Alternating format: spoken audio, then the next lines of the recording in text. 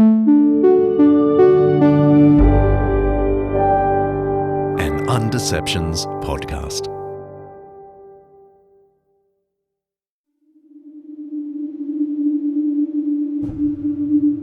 Sometime later, God tested Abraham. He said to him, "Abraham." "Here I am," he replied. Then God said, "Take your son, your only son, whom you love, Isaac, and go to the region of Moriah. Sacrifice him there as a burnt offering on a mountain I will show you." Early the next morning, Abraham got up, and he loaded his donkey. He took with him 2 of his servants and his son Isaac.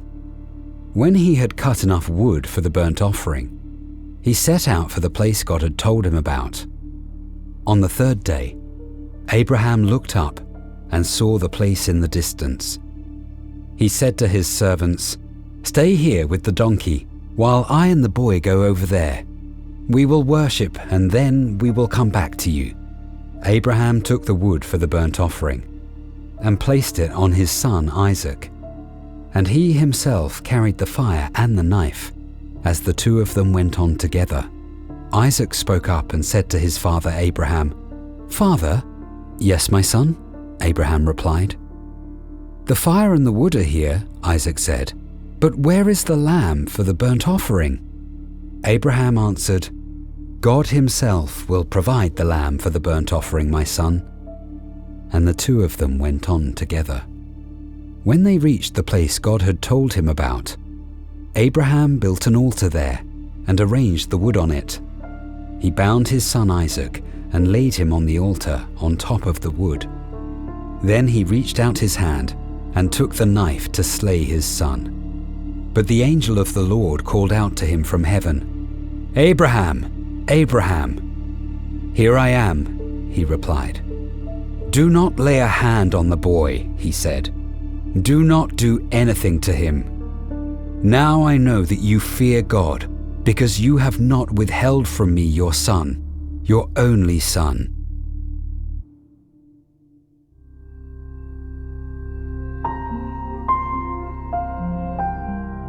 That's a reading from the book of Genesis, the first book of the Bible. It's chapter 22. It's the famous story of Abraham, known to many Christians as the father of the faith. He's the guy whom God promised would be the father of many nations. In the story, God tells Abraham to sacrifice his only son, Isaac. Now, the story does end with God telling Abraham not to go through with it. Isaac doesn't die at his father's hand. But atheist Richard Dawkins has a point when he writes in the famous God Delusion, "A modern moralist cannot help but wonder how a child could ever recover from such psychological trauma. This disgraceful story is an example simultaneously of child abuse and the first recorded use of the Nuremberg defense. I was only obeying orders. What kind of morals could one derive from this appalling story?" What kind of God tricks one of his followers into thinking he has to kill his own son? Now, there are some historical and textual matters Dawkins isn't aware of, and I'm going to highlight those later. But I'm sure many of us can see where Dawkins is coming from. What kind of religion says you should do something that is plainly immoral just because you believe God says so? Reason tells us this is barbarous. Only blind faith could view it otherwise.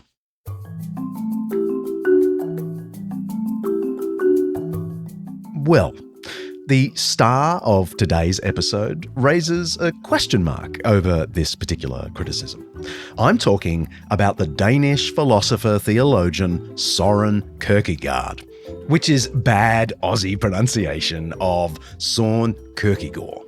He's been dead for 167 years, but we have some world-class Kierkegaard experts to talk us through the great man's account of so-called blind faith.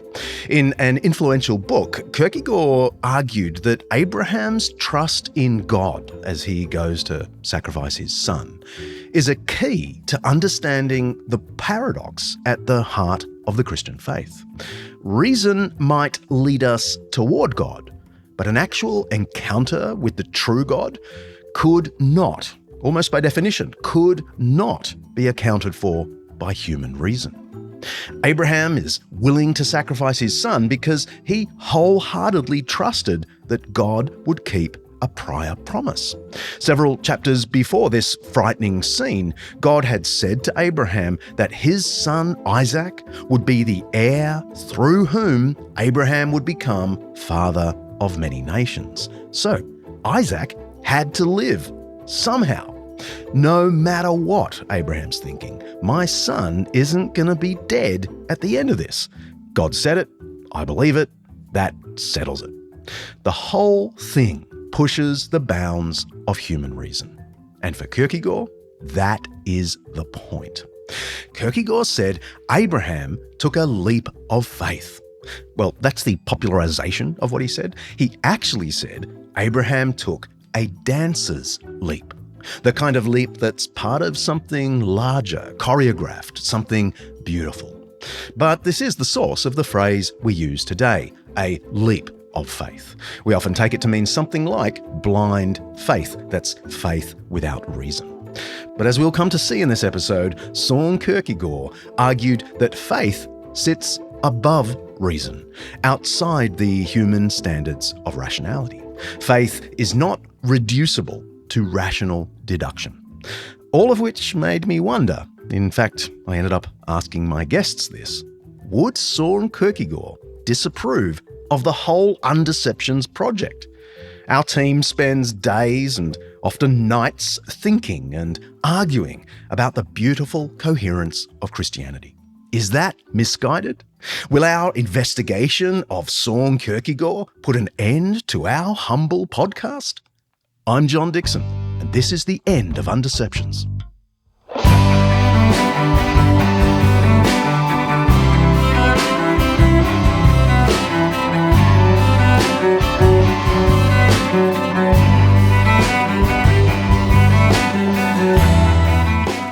This season of Undeceptions is sponsored by Zondervan Academic.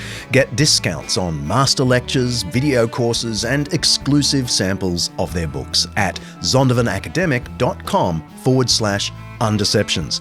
Don't forget to write Undeceptions.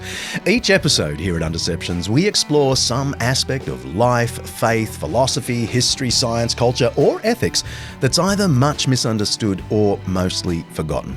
And with the help of people who know what they're talking about, we're trying to undeceive ourselves and let the truth out.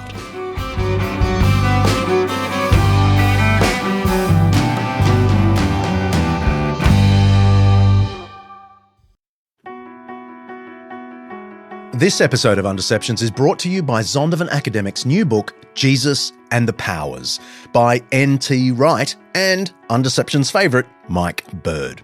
Should Christianity have anything to do with politics? I mean, you could argue that Christians have done more harm than good once they get a whiff of power. Mike Bird and N.T. Wright address this question and other questions in this magnificent overview of the political implications of the Christian faith and the Church's historical engagement with the powers and principalities. They shed light on current geopolitical events and ask, what would it look like if there were a faithful Christian response to crises like the Russia-Ukraine conflict, the China-Taiwan tension, political turmoil in the US, UK, and Australia, and the problem of Christian nationalism. They build a pretty convincing case that Jesus' teaching about the kingdom of God confronts all forms of power, Christian and atheist, and calls on us all to support a pluralistic democracy where everyone, regardless of religion or irreligion, has a role to play in working toward the good of society. Whether you're a believer or a skeptic, I'd say this book will be an eye-opener. You can order Jesus and the Powers on Amazon, of course, or head to zondervanacademic.com/Undeceptions to dig a little deeper and see if you really like it. That's zondervanacademic.com/Undeceptions.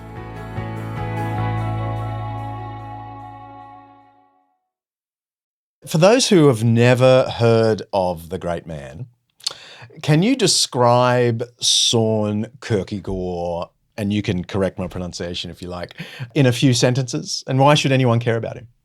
Yeah, well, Soren Kierkegaard was a philosopher and theologian and literary writer and social critic and early psychologist, all of these things, who lived in 19th century Denmark, and who, among many other things, was deeply concerned about the challenge of what he called becoming a Christian in Christendom. And by Christendom, That's Dr. Amber Bowen, Assistant Professor of Philosophy and Core Studies at Redeemer University in Canada. She's currently a visiting scholar at the Kierkegaard Research Centre at the University of Copenhagen, where she's writing a book on the great man himself. Now, if the idea of a whole Undeceptions episode on Kierkegaard sounds daunting to you, because, he's got a reputation of being kind of tricky to grasp, don't worry. We're in safe hands. Amber is an expert at communicating why Kierkegaard's philosophy isn't just a bunch of fancy ideas, but helpful for our day-to-day lives, perhaps especially if you're not yet a believer. And our second guest, whom we'll meet in a moment, is widely regarded as one of the foremost Kierkegaard scholars of the last 50 years. And by Christendom, what he means is a place where Christianity is just the cultural norm, a kind of nominalism. And it's really a context in which the so-called Christian faith is something that offered comfort and success and position in society. So it's far more convenient for you to be a Christian or claim to be a Christian than to not, actually. And he thought that actually was detrimental to Christianity. And the reason why I think he's so important today is because we can recognize variations of this context today in everything from politicians who use Christianity as maybe a means of attaining political power, to leaders in the church who weaponize doctrine in order to reinforce their own positions of power or cover their impropriety, maybe, or secure their paycheck. We also see this in believers who maybe think that the Christian life is tantamount to following the do's and the don'ts of the subculture, of the Christian subculture. So being up on all the trends, being associated with all the right people, reading all of the right books, speaking all of the right lingo, being fluent in this kind of Christianese that sounds very eloquent and pious, but underneath, nobody really knows what it means. It's quite empty. So yeah, he's a figure who in his day called out identity politics and virtue signaling as being dishonest and making a mockery of God and not actually being authentic Christian witness. Issues with identity politics and virtue signaling? It seems not much has changed since the 19th century. Kierkegaard's Denmark was steeped in cultural Christianity, with most people attending the state-run evangelical Lutheran Church of Denmark, or the Folkekirken, the People's Church, or the National Church. And that church is still massively influential. According to data collected in January 2023, 72.1% of the Danish population are recorded as official members, almost 3/4 of the population. Now, members don't just tick a box on the census. All members pay a church tax for the upkeep of cathedrals, church ceremonies, and so on. There is an actual cost of saying you're a member of the Danish National Church. The Danish government even has a minister or secretary for the church, just like there's a minister for education and so on. That said, a mere 2.4% of National Church members actually attend church on a weekly basis. All that to say, cultural Christianity is a big thing in Denmark today. It was even bigger in the 1800s, and Kierkegaard was not a fan. Can you tell me something about his upbringing and education? What prepared him for this extraordinary perspective? Well, he was born in Copenhagen in 1813, and he lived during the Danish Golden Age. So it was a very rich part of their cultural history. And he was contemporaries with people like Hans Christian Andersen, as well as many other famous artists and poets and scientists. And it was a highly prosperous time economically. And he grew up in a home of 7 children. He was the youngest. And his father was profoundly religious. And he was raised a Lutheran, which was the Danish state church. And he was a very sharp and witty and provocative child, but he also had a large degree of trauma in his upbringing with the religious harshness of his father, a lot of bullying at school, and also the death of 5 of his siblings, as well as his mother. But he had a very strong educational background. He learned Latin and Greek as a young boy and was really interested in classics. And the good old days. Yes, we don't do that anymore, right? But he attended the University of Copenhagen, where he studied philosophy and theology, and he wrote a dissertation on Socratic irony. Socrates, by the way, was a Greek philosopher who lived in the 5th century BC. He was massively influential, the teacher of Plato, who was in turn the teacher of Aristotle, and so on. Irony was one of Socrates' teaching methods. It's where he pretended to be ignorant and asked his students questions.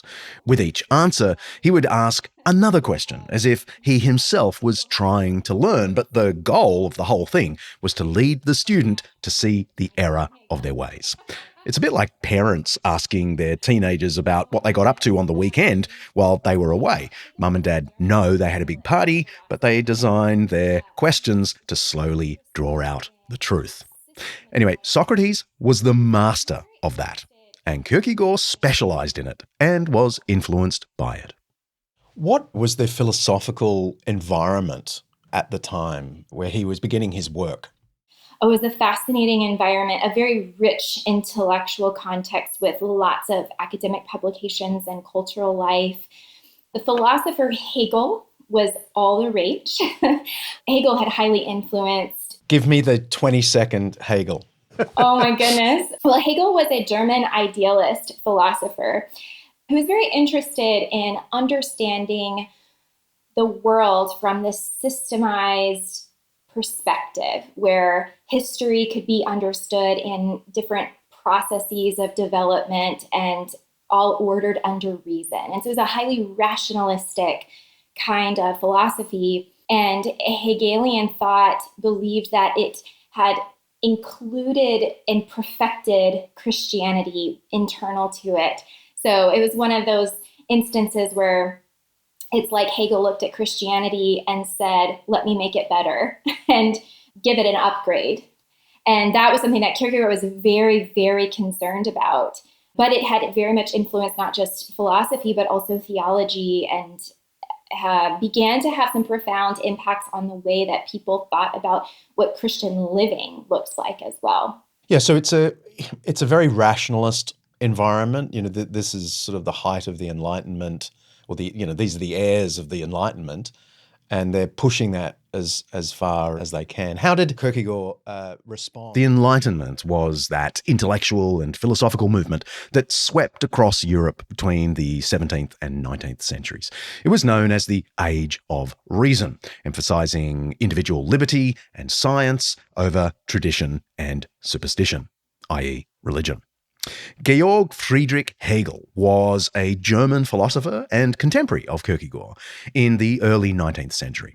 For Hegel, reason was the underlying force which shaped all of human history. Kierkegaard's response was nup. How did Kierkegaard respond to this environment? What was his intellectual project in that environment? Well, he was very much a critic. He saw himself on the margins looking in, this critical reflection, a little bit, especially at the end of his authorship, almost like a lonely prophet. But he was very critical of a lot of things in his era and in his context, not least the critique of religion, which we'll talk about in a moment. But he was very concerned about how Christianity was being lived out in his context. He was very interested in looking deeply into the human condition. And he was one of the very first to talk about anxiety and despair. And when I say anxiety, I don't mean clinical anxiety like we talk about it today. I mean more of an existential anxiety. And not to say that the two are disconnected, because I don't think that they are, but they're not the exact same. But this was very different because normally what was in vogue was more of a positive romantic view of what it meant to be human. And here he comes on the scene talking about the anguishes of what it actually feels like to live this human life in a fallen world.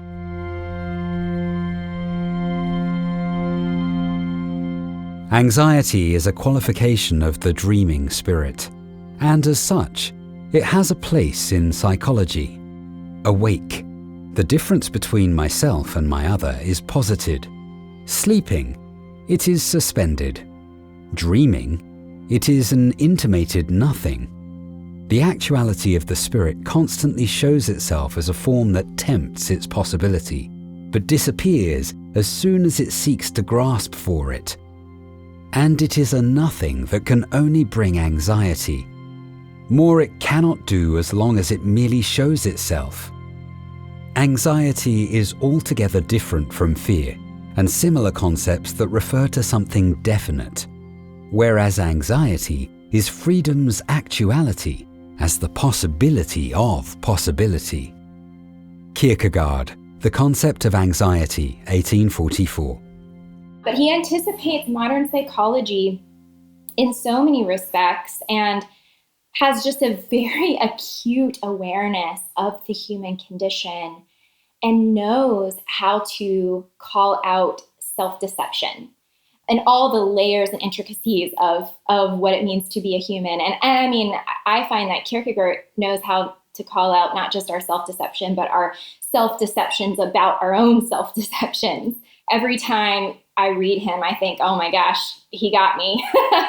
And then, wow, he got me again, you know?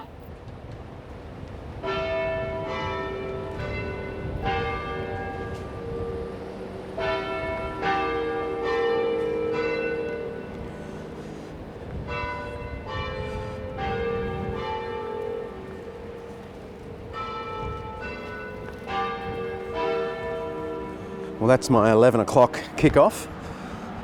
My cue to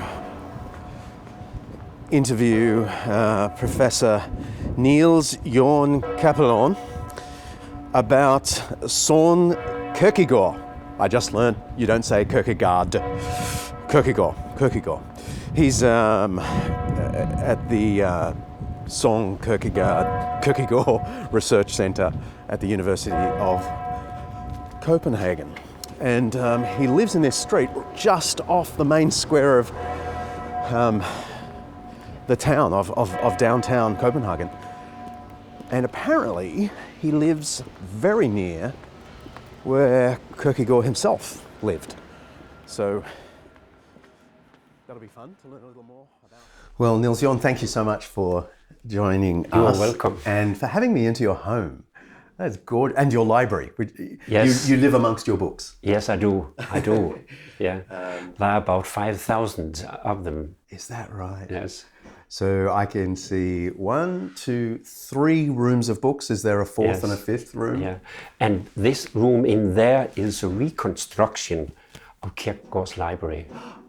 Oh, really? It's not the exact... That's our next guest, the brilliant Niels Jorgen Kapelon, a theologian, philosopher, Kierkegaard scholar, and the former director of the Soren Kierkegaard Research Center at the University of Copenhagen.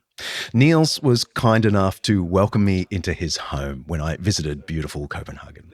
He also showed me his astonishing home library, part of which is a perfect replica, books and all, of Kierkegaard's own library.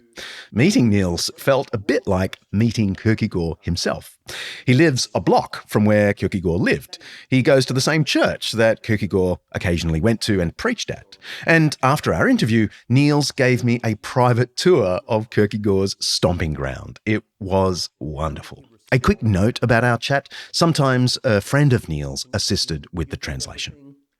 What was Kierkegaard's intellectual project in this environment? I think it was to see how can we get out of secularization. I think that's the real basic thing. Therefore, he wrote all his book in another name than his own, in order to see if he could get in touch with people. He wrote those books and not in his own name, because it was not his own understanding.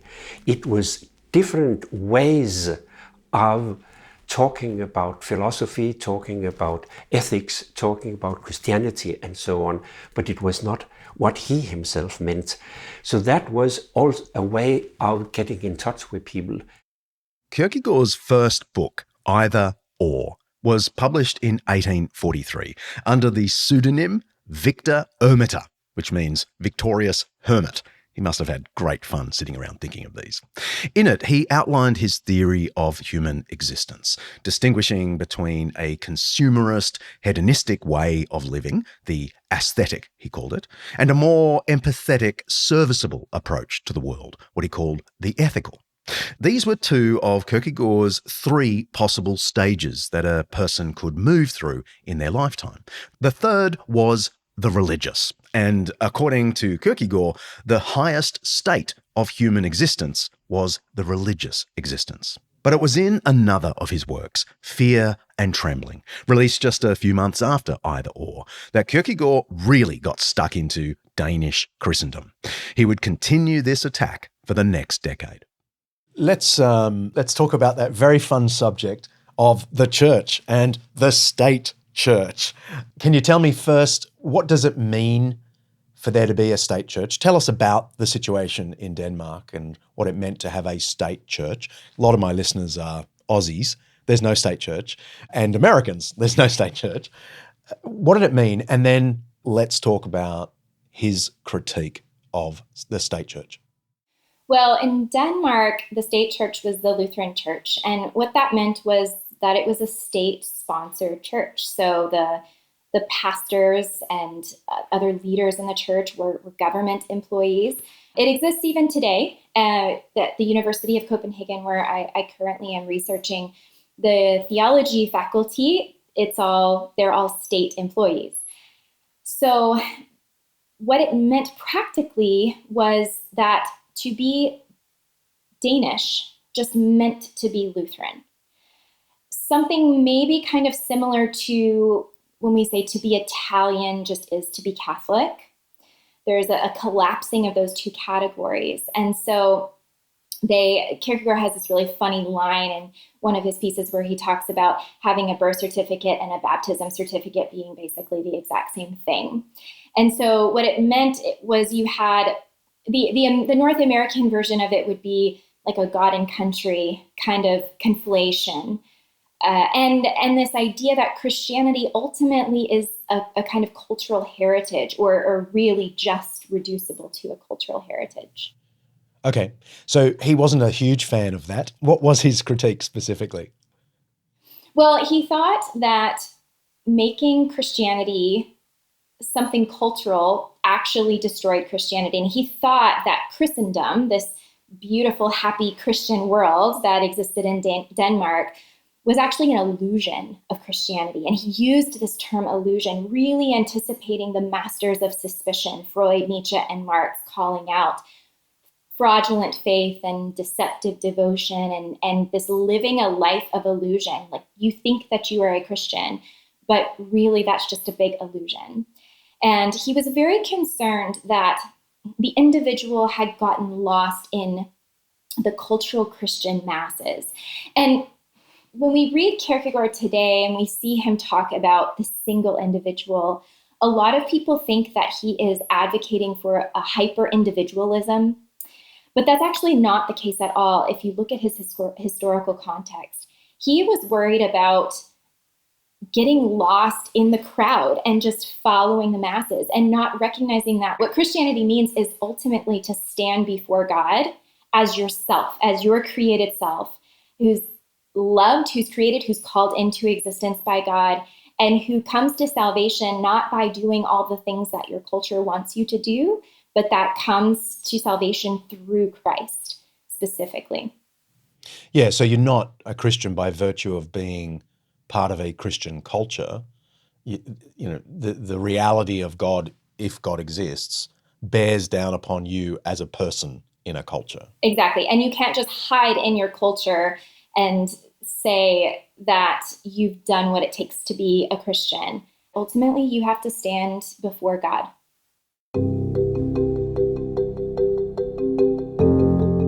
The difference between an admirer and a follower still remains, no matter where you are.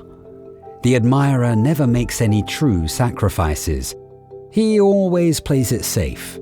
Though in words, phrases, songs, he is inexhaustible about how highly he prizes Christ.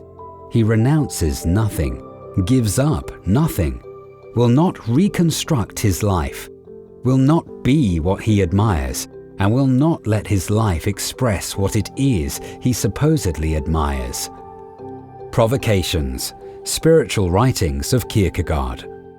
Part of Kierkegaard's criticism of cultural Christianity was that people weren't making decisions for themselves about the faith. To be Danish was to be Christian. But he argued that Christian faith is a personal relationship with a personal God.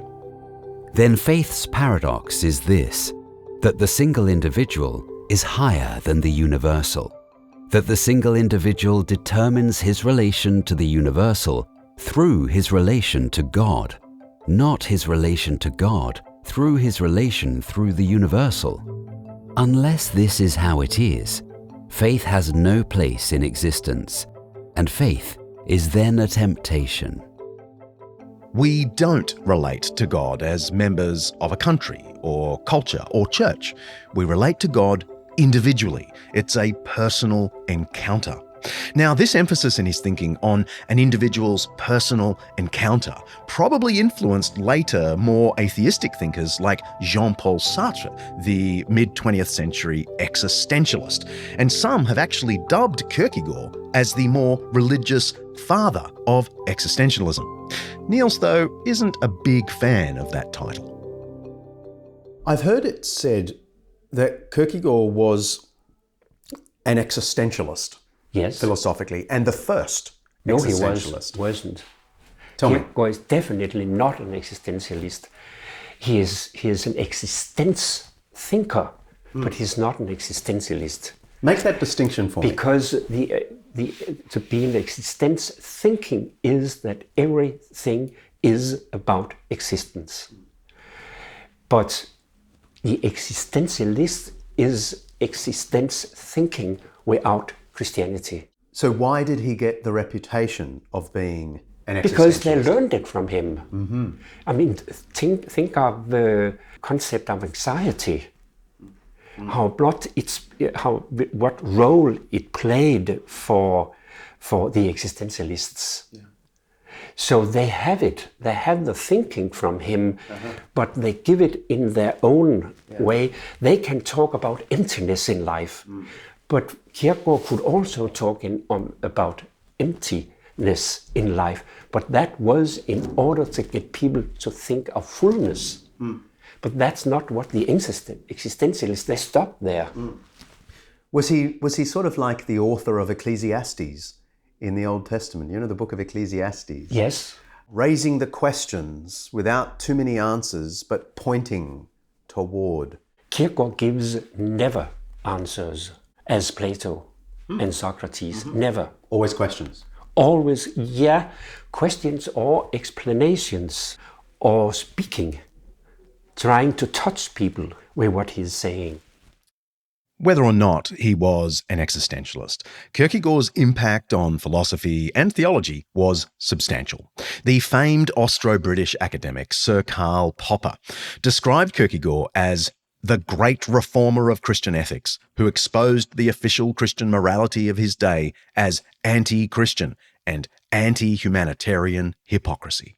It's no secret that Kierkegaard can be difficult to read, and sometimes his many pseudonyms did him no favours in his attempts to be understood.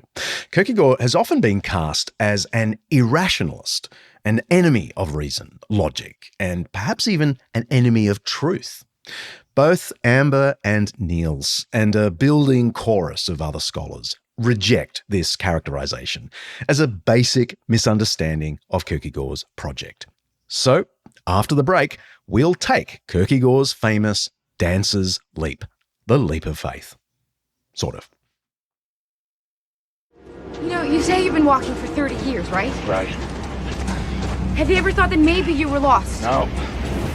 Well, how do you know that you're walking in the right direction? Walk by faith, not by sight. What does that mean? It means that you know something even if you don't know something. That doesn't make any sense. Doesn't have to make sense. It's faith. It's faith. It's the flower of light in the field of darkness. That's an excerpt from The Book of Eli, starring Denzel Washington. It's not the sort of film he's really going to be remembered for. A blind man wandering across a post-apocalyptic landscape with a post-apocalyptic posse in pursuit. He carries what appears to be the last copy of the King James Bible. And interestingly, this main character, Eli, is a Christian. And quite unusual for our times, he's a good guy. He's violent, but he's still portrayed as a good guy nonetheless. Those lines are a good example of how we tend to think of a leap of faith, heading off somewhere new without a map, but we're sure we'll find the destination, or thinking we can jump across the Grand Canyon and make it to the other side. For our friend Kierkegaard, accepting and trusting in the unknown was crucial for actually encountering God. But as we'll hear, that doesn't have to mean accepting without evidence. But evidence can only get you so far when it comes to faith. There comes a time, Kierkegaard argues, when evidence, reason, and rationality have to take a backseat. I want you to explain something to me that has long puzzled me about Kierkegaard. He's a towering intellect, yes? He's read everything, he's a very astute thinker and critic. But he seems to have advocated what people call blind faith. Don't worry about rationalizing the faith. Don't worry about arguing for the faith. Just believe. Just have faith. Is that true of him? Or have English speakers completely misunderstood him? No. Again, they are very dialectic because it is true and not true. I don't think... This is Hegel, right? Yes. I mean, Kierkegaard is always a dialectic thinker. And if you take the dialectic out of it, it's not Kierkegaard anymore. Yeah. Dialectic just refers to the intellectual art of coming at ideas from different, sometimes contrary perspectives. You chip away at an idea from different angles, and hopefully what's left is an approximation of the truth. Yes, so I want to know, how did he think of the relationship between faith and reason? Faith and reason, yes. I don't think Kierkegaard was afraid of rationalism because he knew what it was. But you cannot bring that into Christianity because you cannot understand Christianity rational. Is that because Christianity is irrational? No, because then you couldn't talk about it. But it is a paradox. You cannot understand it in a rational way, but you can understand it in faith. But if there were an atheist sitting here in this blank seat here, he would say, there you go. Christianity can't be understood rationally. We are a scientific age. We are a reasonable people. We shouldn't adopt Christianity because it is anti-intellectual. Yeah, but then I would say they are stupid. Would Kierkegaard say that too? Yeah, I think so. Because it's not what is in case here, because there are so many things in life we can't understand rationally. Can you understand the nature rationally? Can you understand what is going on when you're going in the nature and you see the sun and the wonderful? Can you explain everything there? No. You can explain it in rationality, but there's another layer in yourself which you cannot explain. And you cannot explain God rationally. But you can explain him in faith? Oh, I absolutely love this conversation because I think he has a lot to offer it, actually. There is a caricature of Kierkegaard out there that he was this irrationalist and that he believed in this blind leap of faith, that if you have reasons for it, it's not faith. There are atheist memes that pull quotes from Kierkegaard. Which is hilarious. But yes, he never actually says blind faith. And he does say a leap of faith, but what he means is not the concept that we have is put a blindfold over your eyes and jump over the chasm into the Grand Canyon and, hope for the best kind of thing. Especially if there's no evidence. Especially if there's no evidence. In fact, it doesn't count if there is evidence, right? That's the idea of blind leap of faith. And that's not at all what he means. So for Kierkegaard, faith is not reducible to content that I believe or intellectually assent to. So I can agree with the creeds, for example, but that doesn't mean that I have faith. And this was important for him because, again, in his context, he has people who recite the creeds beautifully, but he's not seeing a living, breathing, dynamic faith. So for Kierkegaard, faith is actually more like trust. That's actually probably a better definition of it. And trust is not simply cognitive, or it's not reducible to cognition. But trust ultimately is this act of giving myself fully over to something that maybe I don't completely understand, but nonetheless that I find so compelling that it is worth everything. So he falls in the tradition of faith-seeking understanding. He's very Augustinian in this way. And I think that the best... Augustine, one of the patron saints of Undeceptions, promoted this idea of faith-seeking understanding, as he famously preached in what we call Sermon 272, quoting Isaiah, "As the prophet says, unless you believe, you will not understand. So you can say to me, you urged us to believe, now explain so we can understand." In other words, while Augustine constantly used reason and thought reason could lead you to certain convictions about God, his existence, his power, and so on, Augustine was adamant that true understanding of God could only follow after faith. You had to entrust yourself to God to really move forward in understanding him. In this sense, faith precedes true knowledge. Then there's Anselm of Canterbury, who served as Archbishop of Canterbury in the late 11th century. He echoed this same idea. In his Proslogion, which just means discourse, he writes, "Neque enim quaero intelligere ut credum, sed credo ut intelligum." I love it when producer Kaley lets me read Latin. "I do not seek to understand in order that I may believe. Rather, I believe in order that I may understand." My darling Buff has the Latin on a t-shirt. True story. Anyway, you can hear echoes of both Augustine and Anselm in Kierkegaard's writings. And I think that the best analogy for this is marriage. And Kierkegaard in his authorship frequently uses marriage as an example of philosophical concepts. This is a very Kierkegaardian way of explaining it, but when you think about standing at the altar with somebody, pledging yourself to them, you have no idea what all you're giving yourself to. There's an unknown future, and you are committing to walking into that unknown future with this other person. You also, prior to the wedding, if you had tried to square off every question, every doubt, if you had tried to figure out exactly what the future was going to hold, how that person was going to change, know every single thing about them as a way of achieving some kind of security before you make this decision, you're never going to get married. That's just not how living people make decisions, whether you're deciding what college to attend or what person to marry. And so faith is not super weird in the way that he's understanding it. It's very much like the way that we just live our lives at an everyday level. Because it's not like there's no reason to get married. Oh, no. I mean, I'm sure... You go there with lots of reasons, just not the reasons that would sign, seal, and deliver, the future together. Exactly. It wasn't that you sat there and you stacked up all the propositions in favor and against, and then you decided, okay, we've got a majority here, let's do this thing. That's just not how it works. And so he wants to resituate it in life. But when he does talk about a leap of faith, he actually refers to a qualitative leap.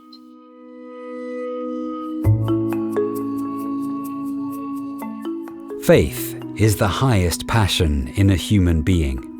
Many in every generation may not come that far, but none comes further. Whether there are also many who do not discover it in our own age, I leave open. I can only refer to my own experience, that of one who makes no secret of the fact that he has far to go, yet without therefore wishing to deceive either himself or what is great by reducing this latter to a triviality, to a children's disease which one must hope to get over as soon as possible. But life has tasks enough, even for one who fails to come as far as faith, and when he loves these honestly, life won't be a waste either, even if it can never compare with that of those who had a sense of the highest and grasped it.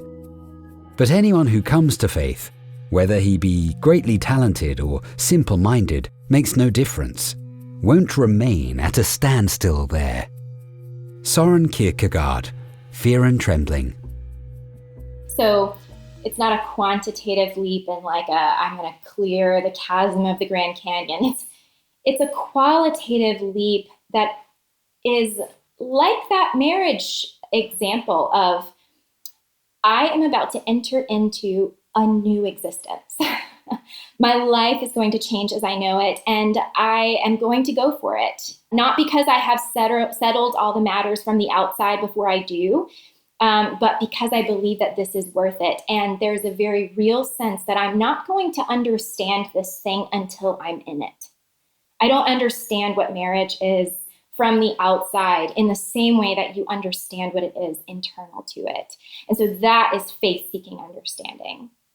Yeah, okay. So let's talk about, this classic skeptical criticism of Christianity, that its emphasis on faith as opposed to rational argument is the very problem. Our good friend Richard Dawkins says that faith is a virus, but much harder to kill than virus. How would Kierkegaard respond to that very common critique? Well, I think he would want to subvert the dichotomy between faith and reason that is presented in that very question. So what I mean by that is he loves a good rational argument. I mean, he is a true philosopher at heart.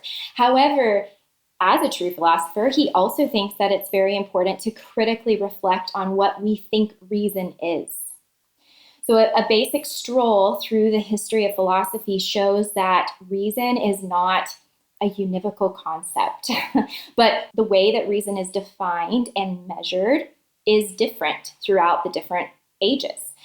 And it's a very modern, and by that I mean very specific to a certain time and place in history. So it's not universal or neutral, but it's a very modern idea to think that faith is a contaminant to the objectivity of reason. And vice versa, maybe reason is a contaminant to the purity of faith. That would be fideism or irrationalism. That's the other side of the exact same coin. And so it really is the case that what he's asking us to do is to think about what is our understanding of what reason is, and to then think about what would faith then look like, or how might our notion of reason not actually be as universal and objective as we think. So he was very concerned with thinkers like Kant and Hegel, who, as I said earlier, tried to subsume rationality into their systems. And they do this in their own ways. But the headline is faith within the bounds of reason alone. So reason is what allows me to say that I can have faith. Faith is legitimized by reason. Or in the case of Hegel, faith is perfected by reason.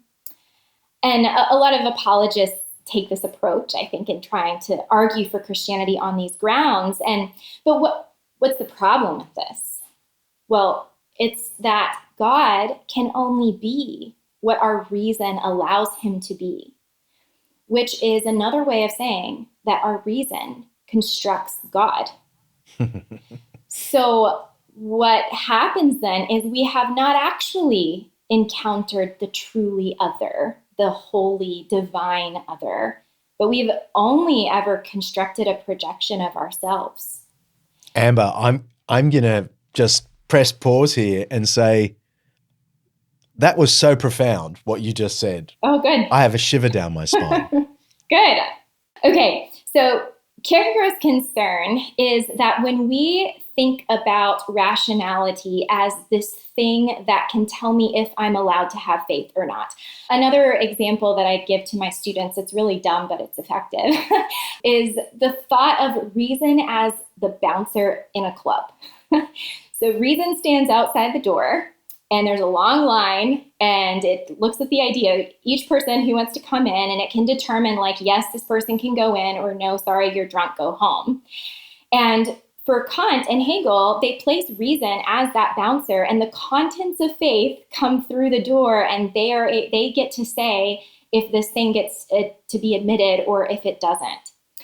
And the problem with that for Kierkegaard is that God becomes a construct of our reason. It's like an all-you-can-eat buffet that reason gets to choose what it puts together. And what reason will do every single time is put together a mirror image of itself. And so it will create like a souped-up version of itself. And the problem is you never actually encounter the divine. You never encounter that which stands outside of you, that which is, as Kierkegaard says, infinitely qualitatively different from you, because you're just stuck in your own projection. And so this is a critique of Feuerbach on Christianity and sort of the wish fulfillment. Yes, and that religion's a wish fulfillment. Yeah. Ludwig Feuerbach was a 19th century German philosopher whose chief work, The Essence of Christianity, argued that the whole concept of God arises, understandably but mistakenly, from human longing. God is our wish fulfilled. To which his smart contemporaries replied, atheism could just as easily be a wish fulfillment. You don't want there to be a God, and poof, you wish him away. Freud, Nietzsche, and Marx say something very similar. And it's really worth asking this question, well, how do I know that my understanding of God is not just a projection of my own desires or my own ideals of what I think it means to be like the coolest being in the world? And so this was something that Kierkegaard wanted to identify, that when reason is exalted to that position, you might have a God, but you have the God of the philosophers. You have a controllable concept. You don't have, as Martin Heidegger later says, a God that you can fall on your knees in awe of or dance before. So what happens is you've absolutized the relative. You've taken your own concepts and you've projected it as the absolute. And you've created an idol in doing that. And so this is the God that Nietzsche and Kierkegaard before him proclaimed the death of, denounced this God as merely an illusion, a no God at all, because it's just this creation of your rational imagination. It's also important to say that it's not the case that the only other option that we have is to accept something unquestioningly or immediately or without any sort of examination. In fact, that is called confirmation bias. That is called ideology.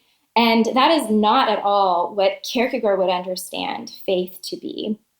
And so he wants us to think about the conditions for the possibility of faith or of knowing God. What would have to happen, hypothetically speaking, for something like encountering God to be a possibility? And he reasons that, if there's a God, then this God would have to be truly other. infinitely qualitatively different from me. This God would have to be bigger than my realm of human understanding. Otherwise, this God is just an object among lots of other objects in my world. So for such a thing as genuine revelation, genuine divine self-revelation to happen, it would have to come to us, he thinks, from the outside. It would have to break into the horizon of my finite human understanding. So basically, it would have to blow my mind. And that is the only way that I can know that it's not a creature of my imagination. If it does not completely blow your mind, if it doesn't completely turn your life upside down, chances are the Jesus that you have in your head is an idolatrous conception. Boom. Let's press pause. I've got a 5-minute Jesus for you. There's no getting around the strangeness of that Old Testament story of Abraham being willing to sacrifice his son Isaac just because God told him to. But the story is also making points that were valuable in the ancient setting. And in the sweep of biblical history, the story points forward to Jesus Christ himself. There are historical and textual observations that many scholars make about this account in Genesis chapter 22. For example, we know that Abraham's original hometown of Ur was a centre in the ancient world of child sacrifice to the pagan gods. The disturbing archaeology is clear on that.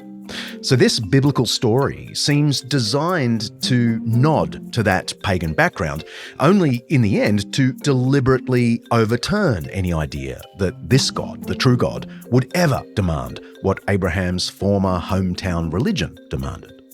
There's also the textual observation that the passage deliberately repeats the word provide, yireh, as a reminder that God will provide the sacrifice, not Abraham or Isaac. So in the story, Abraham says to Isaac, God himself will provide, yireh, a lamb for the burnt offering, my son. That's exactly what ends up happening in the story, and the scene concludes with the words, so Abraham called the place, the Lord will provide. And to this day it is said, on the mountain of the Lord it will be provided. So the point of this entire chapter seems to be that God takes an assumed part of Abraham's pagan background and flips it, subverts it. And there's reason to think that within the story, Abraham himself knows that that's what's going on. For one thing, he says, the Lord will provide. So unless he's flat out lying to Isaac, Abraham is pretty sure that despite what God commanded, it's not going to come to sacrificing Isaac. The other thing is, at one point, Abraham says to his servants, you stay here while I and the boy go over there. We will worship and then we will come back to you. The plural we is key, and it's there in the original Hebrew, not just the English. So it looks like Abraham knows that whatever is about to happen up there on Mount Moriah, they are both coming back somehow. And what's driving all this confidence must be that in the previous chapter, Genesis chapter 21, God had told Abraham that the boy Isaac is the heir through whom God would create many nations. So Abraham is clinging to that. God has made a promise, he's thinking, and that means there's no way this can be the end for Isaac. He knows God. He knows, therefore, that this must be some larger choreographed dance. And so he makes the dancer's leap, as Kierkegaard put it. Risky, frightening, but also part of a larger, beautiful work of art. And sure enough, we read, Abraham looked up, and there in a thicket he saw a ram caught by its horns. He went over and took the ram and sacrificed it as a burnt offering instead of his son. So Abraham called that place, the Lord will provide. The story, forever branded in the minds of God's ancient Israelite people, two things. One, God will never demand they offer up themselves or their children in sacrifice. And 2, God will himself provide the sacrifice, a sacrifice of his own making.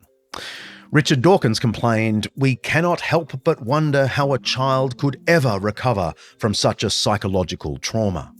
But I reckon Isaac himself would reply, "Don't fret for me. I learnt better than anyone in history that unlike our pagan forebears, we will never have to sacrifice ourselves to God. God himself provides the sacrifice." And this, of course, is why the story points forward to Jesus Christ. It's impossible to read Genesis 22 without thinking of the ultimate divine provision of a sacrifice. And this too happened where Jewish tradition places Mount Moriah, that's Jerusalem. Jesus Christ lived the perfect life none of us could live. He offered up that life for us, for our forgiveness. The punchline of the Abraham-Isaac story is the Lord will provide the sacrifice. The punchline of the entire biblical narrative is God gave himself in sacrifice. That God is worthy of the dancer's leap. You can press play now.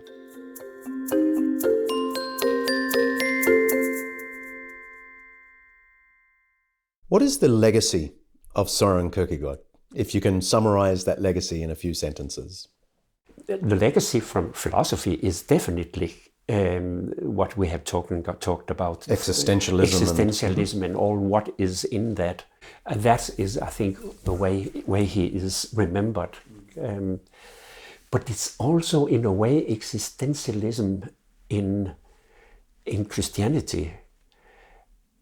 I would like to say, but I may not be right, because it's difficult, but I think what is the main thing is his Christianity is that you should always reduplicate your faith into action. Yeah. So that when what you believe, you should also act in this way. If you don't do it, you are not a Christian. And I think that is the basic thing in all what he is saying. Because if that doesn't happen, it's always, to be Christian is always to be in existence. To be a Christian in existence. Not to be a Christian at home or many other, no, always in existence. Because it has to be in life, yeah.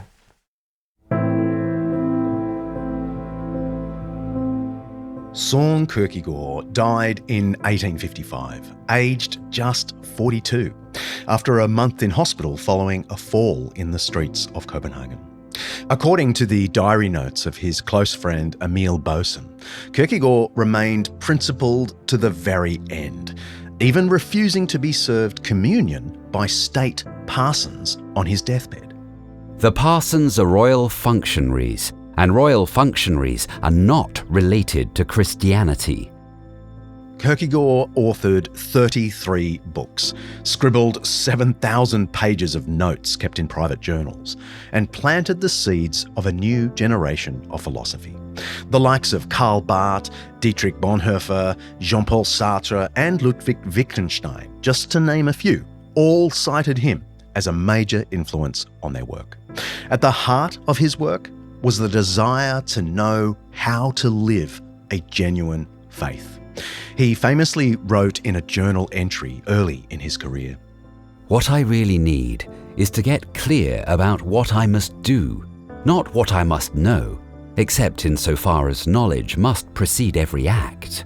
What matters is to find a purpose, to see what it really is that God wills that I shall do. The crucial thing is to find a truth which is truth for me, to find the idea for which I am willing to live and die." For my skeptical listeners, Amber, what do you think are the most compelling ideas of Kierkegaard? Well, for skeptics in particular, I think he has some of the greatest advice that I've ever heard, and this is in his text called For Self-Examination. And he talks about doubters. And people who are having a hard time with the biblical text, maybe, who are having a hard time believing some of the claims of Christianity. And in fact, the example that he gives is the ascension. How in the world are you supposed to believe that Jesus ascended into heaven? And what he says is, you can keep trying to feed your doubts with reasons. And that's usually what we try to do. We try to assuage our doubts by giving reasons to it, finding evidence and that sort of thing. And he says, that's fine. But the reality is that reason is like food for doubt. It's almost like adding sugar and milk to like a bread dough, and it actually feeds the yeast, and it makes it more and more and more hungry. What he says is, if you're experiencing doubts, he says, get busy imitating. Some have doubted, and then in turn, there were some who sought to refute doubt with reasons. As a matter of act, the connection was actually this. First of all, they tried to demonstrate the truth of Christianity with reasons, or by advancing reasons in relation to Christianity. And these reasons fostered doubt, and doubt became stronger. The demonstration of Christianity really lies in imitation. This was taken away. Then the need for reasons was felt, and thus doubt arose and lived on reasons.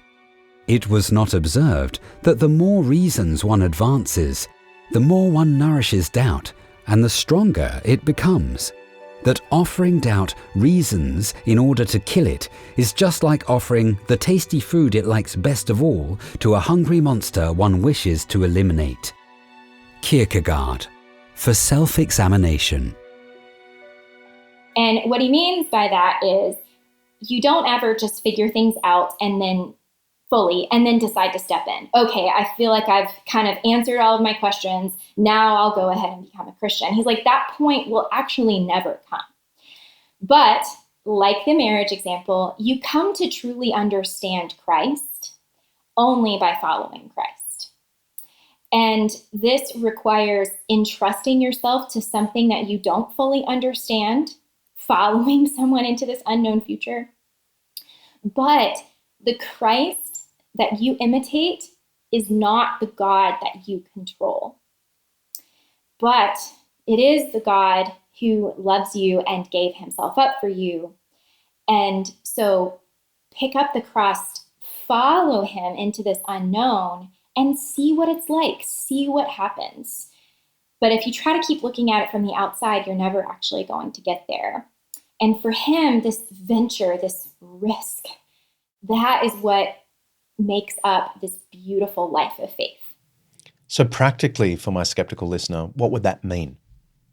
So practically, I think that we focus a lot on trying to answer the question, is Christianity true?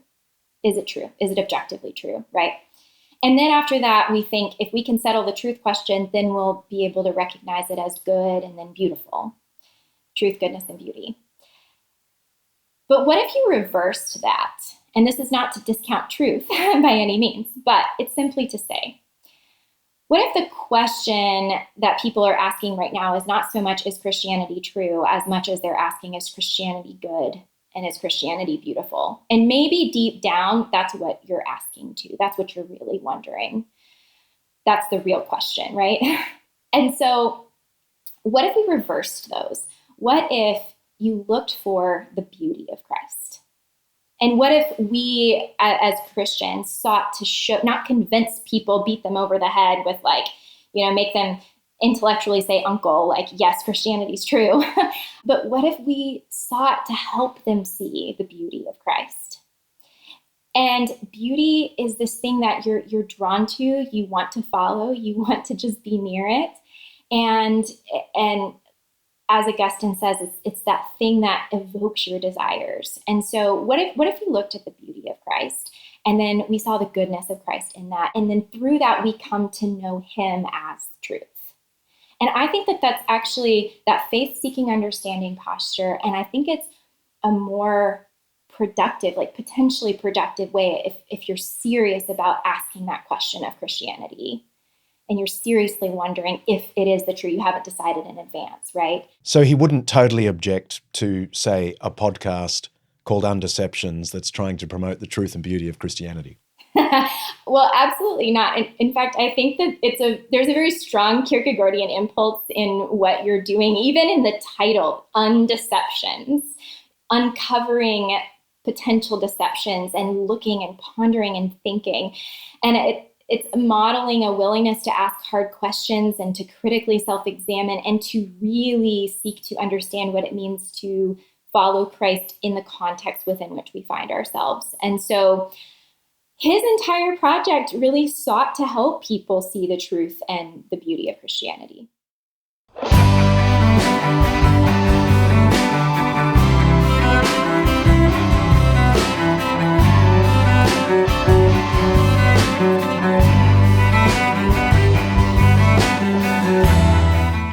If you like what we're doing here at Undeceptions, you might like to become an Undeceptions Plus subscriber. We call them our Undeceivers, for as little as $5 Aussie a month. You can get access to a private Facebook group to chat to me and other subscribers about the podcast. You can get bonus content from our episodes, lots and lots of bonus content. Head to undeceptions.com/plus to sign up today. If that's not for you, there's a bunch of other things you can do to support us, like head to Apple Podcasts and give us a review, or why not go to undeceptions.com and pick up one of our Undeceptions t-shirts from the store. And while you're there, send us a question, either by audio or text, and I'll try and answer it in the upcoming Q&A episode. See ya.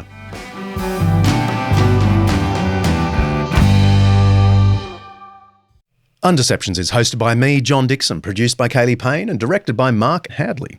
Sophie Hawkshaw is on socials and membership. Alasdair Belling is a writer and researcher. Siobhan McGuinness is our online librarian. Lyndie Leviston remains my wonderful assistant. Santino DeMarco is Chief Finance and Operations Consultant, editing by Richard Hamwi. Special thanks to our series sponsor, Zondervan, for making this Undeception possible. Undeceptions is the flagship podcast of undeceptions.com, letting the truth out. An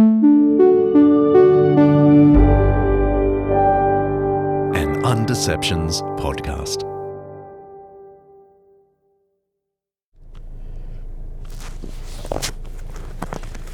Cool. Now just tell me one more time how to pronounce his name. Niels Jørgen. Oh, so it's just Jørgen. See, I would say Jorgen. Yeah, Jørgen. Jørgen. Like a Y. Niels Jørgen. I would say Kapelon. Kapelon. Kapelon. Yeah. And give me the correct pronunciation of Soren Kierkegaard, or is that correct? Soren Kierkegaard. Kierkegaard. Oh my goodness. Hang on, say that nice and slow. Soren Kierkegaard. Kierkegaard. Yeah. So it's almost like an L at the end? It's a like a hidden D. You don't pronounce the D. Okay, so it's really just an R. Kierkegaard. Yeah, exactly. Kierkegaard. Yeah. Yeah, exactly. Yeah. Okay, so I won't make a fool of myself. No, that was good. With this professor now. No, that's very good. So where am I going exactly? We are going left.